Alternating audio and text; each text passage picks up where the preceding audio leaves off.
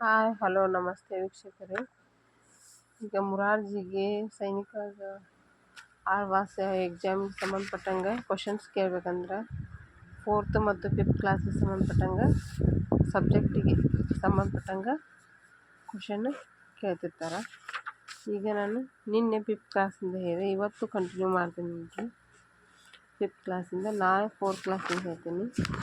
ಈಗಿದು ಸೈನ್ಸಿಗೆ ಸಂಬಂಧಪಟ್ಟಂಗೆ ನೀನು 15 ಕ್ವಶನ್ಸ್ ಹೇಳೀನಿ, ಇವತ್ತು ಕಂಟಿನ್ಯೂ ಮಾಡ್ತೀನಿ.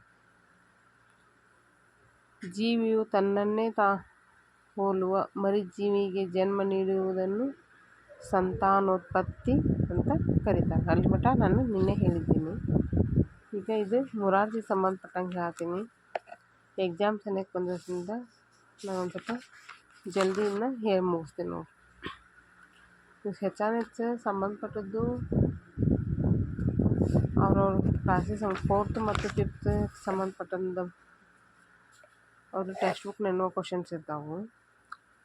ಸ್ವಲ್ಪ ಹೊರಗಿಂದಷ್ಟೇ ಕೇಳ್ತಾರೆ, ಸ್ವಲ್ಪ ಅಂದ್ರೂ ಜಾಸ್ತಿ ಅದು ಗ್ರಾಮರಿಗೆ ತಕ್ಕಂಗೆ ಇಂಗ್ಲೀಷ್ ಆಗಲಿ, ಕನ್ನಡ ಆಗಲಿ, ವಿಜ್ಞಾನ ಆಗಲಿ, ಕನ್ನಡ ಮತ್ತು ಇಂಗ್ಲೀಷ್ ಗ್ರಾಮರಿಗೆ ತಕ್ಕಂಗೆ ಇರ್ತಾನೆ. ಉಳಿದಿದ್ದು ಅದ್ರ ನಾಲೆಜ್ ತಕ್ಕಂಗೆ ಕೇಳ್ತಾನೆ. ವಿಜ್ಞಾನ, ಸಮಾಜ, ಪರಿಸರ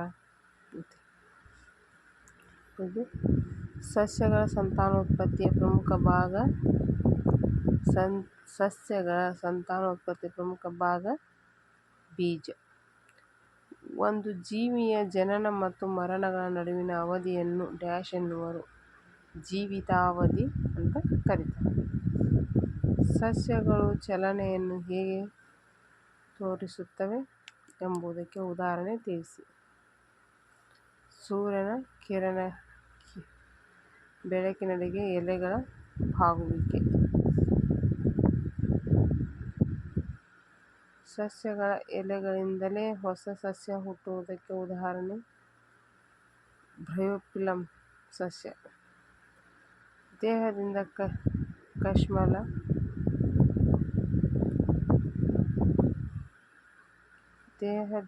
ಕಶ್ಮಲಗಳನ್ನು ಹೊರಹಾಕುವ ಕ್ರಿಯೆಗೆ ವಿಸರ್ಜನೆ ಅಂತ ಕರೀತಾರೆ. ಈ ಥರ ಸೈನ್ಸ್ಗೆ ಸಂಬಂಧಪಟ್ಟಂಗೆ ಕ್ವಶನ್ಸ್ ಕೇಳ್ತಿರ್ತಾರೆ. ಮನುಷ್ಯ ಒಂದು ಯಾವ ಪ್ರಾಣಿ? ಮನುಷ್ಯ ಒಂದು ಮಿಶ್ರಾಹಾರಿ ಪ್ರಾಣಿ. ನಾಯಿ ಒಂದು ನೆಲವಾಸಿ. ಮೀನು ಒಂದು ಜಲವಾಸಿ. ಹಾವು ಒಂದು ಉಭಯವಾಸಿ. ಹಾವು ಜಾಸ್ತಿ ಕೇಳೋದು ಹಾವಿನ ಕೇಳ್ತಾರೆ ನೋಡ್ರಿ.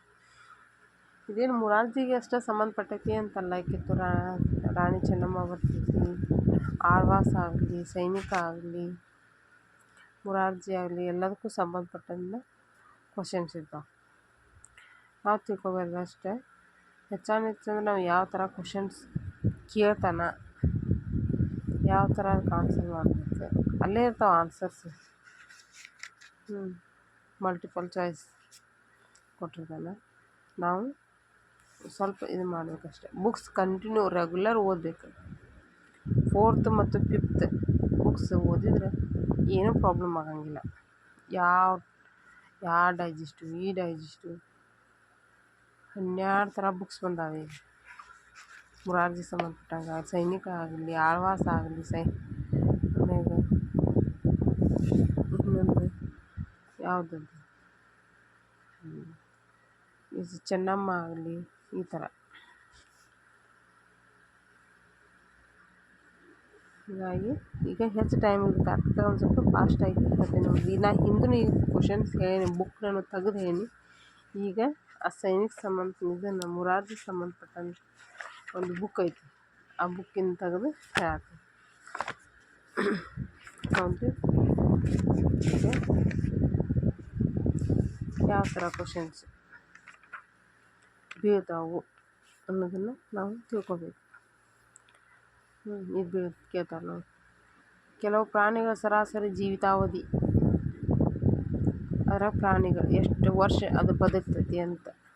ಹೌದು, ಆಮೆ 150 ವರ್ಷ ಬದುಕುತ್ತೆ, ಆನೆ 70 ವರ್ಷ, ಆಕಳು 20, ಹದ್ದು 20, ರಣಹದ್ದು 60 ರಿಂದ 70, ಮಾನವ 70-80 100ವರೆಗೂ ಇತ್ತು. ಈ ಹಿಂದೆ ಈಗಿಲ್ಲ ಅಷ್ಟೆ. ಕೆಲವು ಜೀವಿಗಳ ಸಂತಾನೋತ್ಪತ್ತಿ ವಿಧಾನ.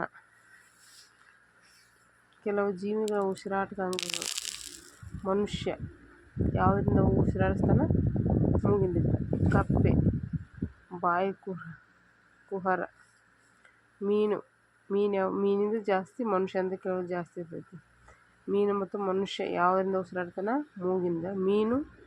ಮೀನು ಯಾವಾಗಲೂ ಕಿವಿಯಾಗಿಂದ ಉಸಿರಾಡ್ತೈತೆ. ಎರೆಹುಳು ಚರ್ಮ, ಜಿಗಣಿ ಚರ್ಮ. ಭಾರತವನ್ನು ಸುತ್ತುವರಿದ ಜಲರಾಶಿಗಳು. ಪೂರ್ವಕ್ಕೆ ಬಂಗಾಳ ಕೊಲ್ಲಿ, ಪಶ್ಚಿಮಕ್ಕೆ ಅರಬ್ಬಿ ಸಮುದ್ರ, ದಕ್ಷಿಣಕ್ಕೆ ಹಿಂದೂ ಮಹಾಸಾಗರ.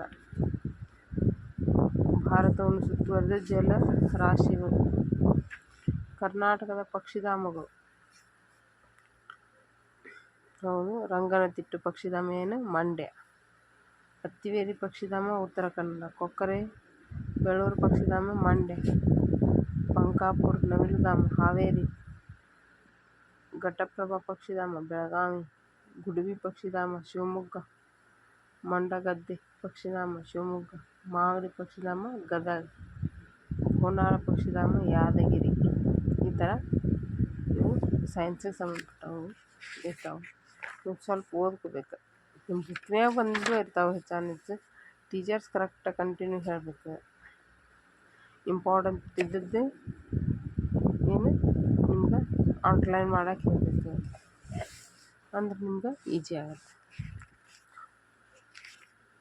ನಿಮ್ಗೆ ಲೈಕ್ ಮಾಡಿರಿ, ಶೇರ್ ಮಾಡಿರಿ, ಕಮೆಂಟ್ ಮೂಲಕ ಏನಾಯಿತು ಇದು ಹೆಚ್ಚಾನೆಚ್ಚು ಮೊರಾರ್ಜಿಗೆ, ಸೈನಿಕ, ಆದರ್ಶ, ಚೆನ್ನಮ್ಮ ಈ ಎಕ್ಸಾಮಿಗೆ ಸಂಬಂಧಪಟ್ಟದ್ದು ಐತಿ ತಿಳ್ಕೊರಿ.